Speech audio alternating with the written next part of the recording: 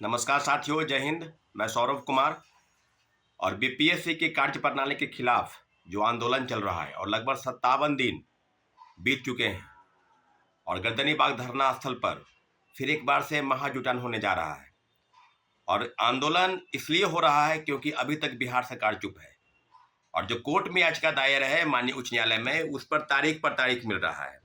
आपको बताते चले कि जिस प्रकार से प्रोटेस्ट चल रहा है, निश्चित रूप से 18 दिसंबर के बाद कई बार बीपीएससी का घेराव हुआ, सड़क पर मार्च हुआ। आपने देखा होगा कि 25 दिसंबर को हम लोगों ने बीपीएससी का घेराव किया।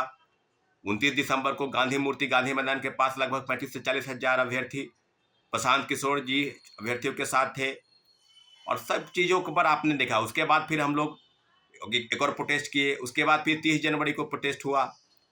तो फिर आपने देखा होगा कि अभी तक सरकार के तरफ से कोई विशेष डेवलपमेंट नहीं आ रहा है नजर कि आखिर क्यों बीपीएससी की इस कार्य प्रणाली पर, जहां एक परीक्षा 2 पाली में आयोजित कराकर और कह रही है कि नॉर्मलाइजेशन लागू नहीं होगा, सामान्यकरण लागू नहीं होगा, और बीपीएससी के चेयरमैन रवि परवार मनु भाई सहित जो सेक्रेटरी है सत्यप्रकाश शर्मा और जो परीक्षा नियंत्रक, सह परीक्षा नियंत्रक राजेश सिंह, तीनों लोग ऐसे हैं जो छात्रों के सवाल पर, मीडिया द्वारा पूछे गए सवाल पर टाल मटोल करते आए हैं।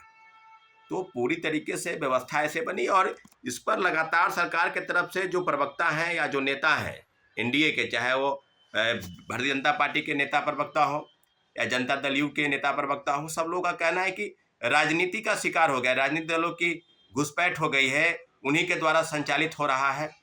क्योंकि तेजस्वी यादव जी पहले शुरुआती दिन में आए, वीडियो कॉल पर बात किए, गर्दनी बाग आए, उनके कई नेता, राजद के नेता कार्यकर्ता, लेकिन कोई इसमें राजनीति का मंच किसी को छात्रों ने नहीं होने दिया। और आज भी गर्दनी बाग में 50 की संख्या हो, 100 की संख्या हो, 200 की संख्या में हो, लगातार दिन रात अभ्यर्थी डटे हैं कि री एग्जामिनेशन कराना है। और री एग्जामिनेशन को लेकर कोर्ट में लगातार सुनवाई होनी चाहिए थी, परंतु आपने देखा होगा कि 30 तारीख को सुनवाई टली। हलफनामा जो दायर करना था सरकार को, बीपीएससी को, उसमें फिर 4 तारीख को हुआ कि 4 तारीख को सुनवाई होगी। फिर 4 तारीख को नहीं हो पाया तो फिर होगा 10 तारीख को सुनवाई होगी। और 37 से केस नंबर जो है 41 पर, फिर भी कल भी 41 पर केस था हम लोग का, ऐसा अनुमान था कि सुनवाई होगी, सुनवाई नहीं हो पाई।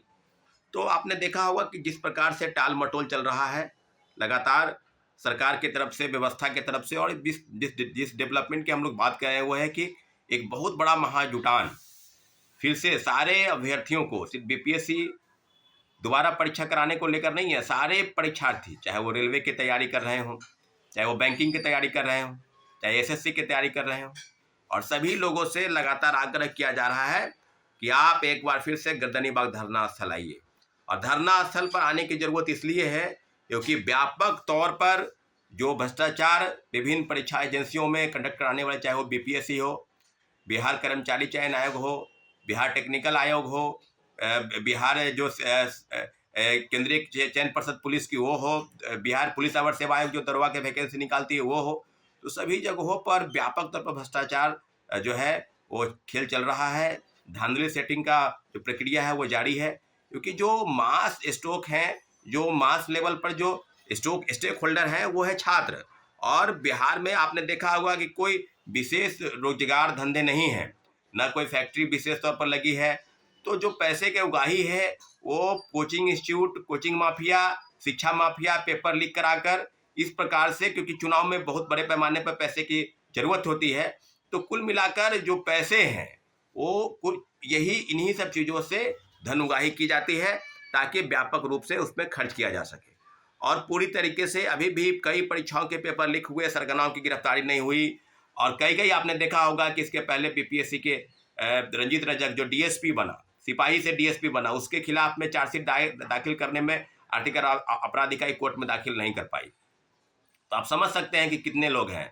संजीव मुखिया की अभी तक गिरफ्तारी नहीं हुई, किंग की। तो संजीव मुखिया का भी, कई मुखिया है, कई परीक्षाओं में धांधली सेटिंग करने वाले लोग हैं यहाँ पर। और जिस प्रकार से लाठीचार्ज हो रहा है इस प्रदेश में, जहाँ लोकतंत्र की बात की जा रही है कि लोकतंत्र है, सुशासन की सरकार है, लगातार मुख्यमंत्री जी प्रगति यात्रा पर विभिन्न जिलों के दौरे कर रहे हैं, तो फिर युवाओं को आप नाराज करके प्रगति नहीं कर सकते हैं। इसलिए आप जान लीजिए कि जो चीज़ें हो रही है। और तेजस्वी यादव से अभी आग्रह किया जा रहा है छात्र अभ्यर्थियों का कि आप आए थे ठीक है, लेकिन अब आपको आने की जरूरत नहीं है गर्दनी बाग, क्योंकि आप अभ्यर्थी समझ गए हैं कि आप क्या करना चाहते हैं। बात करते हैं बिहारी फर्स्ट की बात करने वाले चिराग पासवान कभी गर्दनी बग नहीं आए, बस मीडिया में सिर्फ बाइट देते रहे। आपसे अभ्यर्थी मिलने गए थे कि आप बात करें, मुख्यमंत्री जी से बात करें, आप कैबिनेट मंत्री हैं, लेकिन आप स्विट्जरलैंड की यात्रा कर रहे हैं। तो आप समझ लीजिए कि किस प्रकार से व्यवस्था बनी है। इसलिए सभी लोगों से, चाहे वो चिराग पासवान हो, चाहे तेजस्वी यादव हो, चाहे कोई भी राजनीतिक दल के नेता हो, उनको गर्दनी बाग आने की जरूरत नहीं है, क्योंकि हम लोग लगातार आपका स्वागत कर रहे थे, लेकिन आपने हम लोग के साथ छला है, अभ्यर्थियों के भावनाओं के साथ खिलवाड़ किया है। बीपीएससी दोबारा परीक्षा हो, इसके लिए कोई विशेष पहल आपने नहीं की है, सिर्फ आपने गर्दनी बाग आकर फोटो चमकाया है, मीडिया में बयान दिया है, इसके अलावा आपने कुछ किया नहीं है।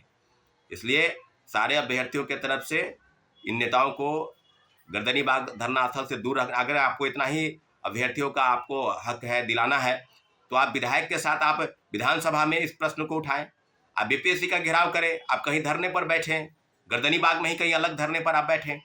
लेकिन आपको ये करना नहीं है, क्योंकि आपको वोट चाहिए, आपको दिखावा चाहिए, आपको वो स्टंट पॉलिटिक्स है वो चाहिए। तो इन सब चीज़ों से अभ्यर्थियों ने सलाह दी रखी है कि आप इन सब चीज़ों से दूर रहें। इसलिए सभी अभ्यर्थी एकजुट हो जाएं और बहुत बड़ा आंदोलन जो है, महाआंदोलन, फिर से बीपीएससी रीएग्जामिनेशन की मांग को लेकर, चेयरमैन रवि परवार मनु भाई के इस्तीफे को लेकर पूरी तरीके से छात्र अभ्यर्थी एकजुट हो रहे हैं और एकजुट होकर इस लड़ाई को लड़ना है। सभी भाइयों को, बहनों को धन्यवाद। जय हिंद।